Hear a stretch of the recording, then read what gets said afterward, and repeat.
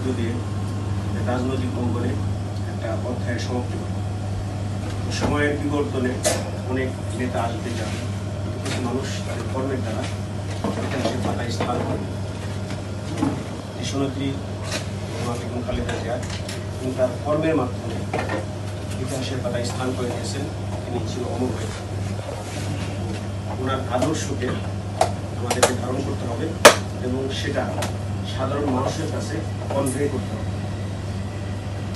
আর আরেকটা বিষয় যেটা আমাদের এই ইলেকশনে সাধারণ ভোটের পাশাপাশি যে আপনার জুলাই সনদের হ্যাঁ ভোট না ভোটের যে একটা বিষয় আছে, একটা বিএনপি এখানে হা ভোটের পক্ষে তারা ক্যাম্পেইন শুরু করেছে। আমিও চাই ব্যক্তিগতভাবে, আমি শুরুতে বিএনপি আমরা খেয়াল করছি এটা একটা বিভ্রান্তি ছিল, তো সেটা স্পষ্ট করা হয়েছে গতকাল। আমি শুরু থেকেই হা ভোটের পক্ষে ছিলাম। আমরা চাই যে আমরা পুরো অবস্থাতেই এটা বিএনপির নেওয়া হয়েছে দলের পক্ষ থেকে।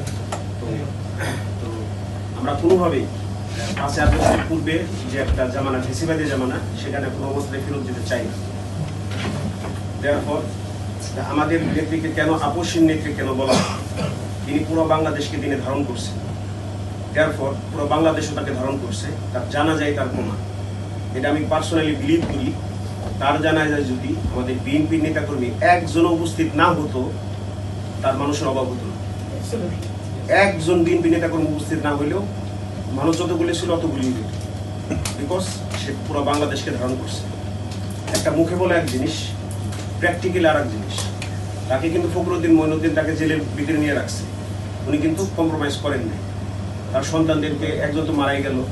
আমরা দেখলাম যে আপনার এই আলিয়া মাদ্রাসার পেছনে বক্সিবাজার মাঠ, সেখানে কিন্তু একটা অস্থায়ী আদালত করে তাকে দিনের পর দিন হ্যারাস করা হয়েছে, কিন্তু তিনি মাথা নত করেননি, কোনো আপোষে তিনি যাননি। তাকে জেলখানায় ঢুকায় তাকে তিলে তিলে মৃত্যুর দিকে ঠেলে দেওয়া হলো, কিন্তু তিনি আপোষে যাননি। এবং ভারতের যে আধিপত্যবাদ আমাদের উপর জেঁকে বসেছে গত 54 বছর যাবৎ যেটা ওরা করে আসছে, উনি কিন্তু একটা ডিটারেন্স হিসেবে দাঁড়িয়েছিলেন, একটা দেয়াল হয়ে, এবং তার সুস্পষ্ট বক্তব্য আছে।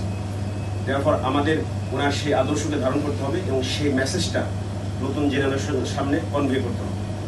আর বর্তমানে 1971 সালে আমাদের যে অর্জনটা ছিল, পাকিস্তান হানাদার বাহিনীর বিরুদ্ধে আমরা জয়লাভ করেছি।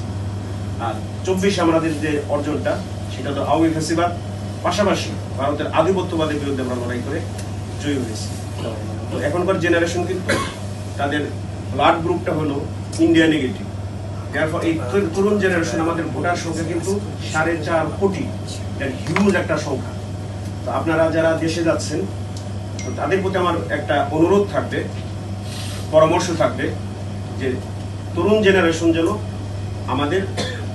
তাদেরকে আমাদের ফেভারে নিয়ে আসতে হবে। যদি আমরা এই ভারতের আধিপত্যবাদকে মোকাবিলা করি, তাহলে তাদের সাথে আমাদের সুর মিলে যাবে। তারপর এই জিনিসটা আপনারা মাথায় রাখবেন। সকলে ধন্যবাদ। Thank you.